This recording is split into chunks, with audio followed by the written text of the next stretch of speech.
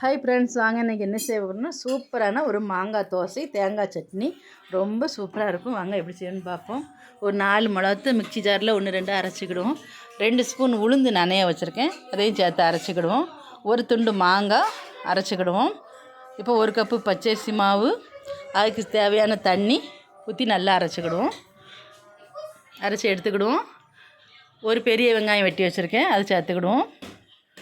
மல்லி இலை, கருவேப்பிலை, 2 ஸ்பூன் ரவை, கொஞ்சம் உப்பு, கொஞ்சங்கானு சோடாப்பு, ஒரு எள்ளுக்கானு மஞ்சள், அரை ஸ்பூன் சீரகம், எல்லாம் நல்லா தண்ணி சேர்த்து நம்ம தோசை மாவுக்கு அளவுக்கு கரைச்சிக்கிடுவோம். தோசை மாவுலேருந்தே கொஞ்சம் தண்ணியாக தான் வேணும். கொஞ்சம் காயப்பொடி சேர்த்துக்கிடுவோம்.